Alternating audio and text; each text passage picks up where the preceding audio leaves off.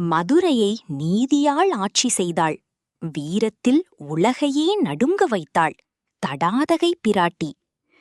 கணவனில்லாமல் மகள் தனியே வாழ்வதைக் கண்டு தாய் காஞ்சனமாலை மனம் வருந்தினாள். மகளே, உனக்கு திருமணம் செய்து வைக்க வேண்டும்.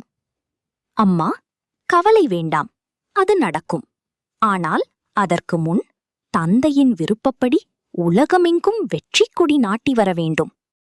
பெரும் படையுடன் புறப்பட்டாள் தடாதகை. அவர் வரும் செய்தி கேட்ட மன்னர்கள் போருக்கு முன்பே சரணடைந்தனர். தேவருலகமே நடுங்கியது. இந்திரன் அஞ்சி ஓடி ஒளிந்தான். சங்கநதி, சிந்தாமணி, காமதேனு, கற்பகதரு, தேவேந்திரனின் செல்வங்கள் அனைத்தும் தடாதகையின் வெற்றிச் சின்னங்களானது. அக்னி, யமன், வருணன், வாயு, அஷ்டதிக்பாலகர்களையே வென்றாள். இறுதியில் கையிலை மலையையும் வெல்ல புறப்பட்டாள். பூதகணங்கள் கூட அவர் வீரத்தின் முன் நிலைக்க முடியவில்லை. அப்போது புன்னகை பூத்த முகத்துடன் நாகவில்லை ஏந்தி இடப வாகனத்தில் வந்தார் சிவபெருமான். இறைவனைக் கண்ட அந்த நொடி தடாதகையின் மூன்றாம் தனம் மறைந்தது. மாயை அகன்றது. இதயம் காதலால் நிரம்பியது. வெட்கத்தில் தலை குனிந்து நின்றாள் வீரராணி.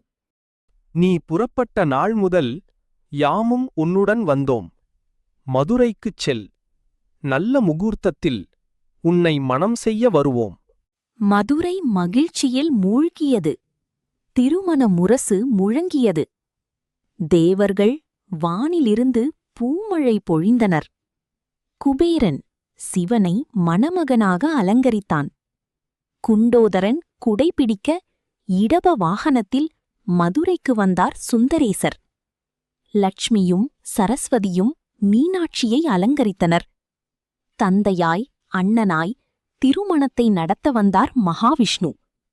பிரம்மா வேதம் முழங்க, திருமால் தாரை வார்த்து கொடுக்க, சிவபெருமான் மீனாட்சியின் கழுத்தில் திருமாங்கல்யம் அணிவித்தார்.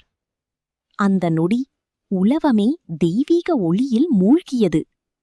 பின் சுந்தரேஸ்வரராக மீனாட்சியுடன் இணைந்து மதுரையை நீதியுடன் ஆட்சி செய்தார் இறைவன். இது ஒரு திருமணம் அல்ல, சிவமும் சக்தியும் இணைந்த தெய்வீக வரலாறு.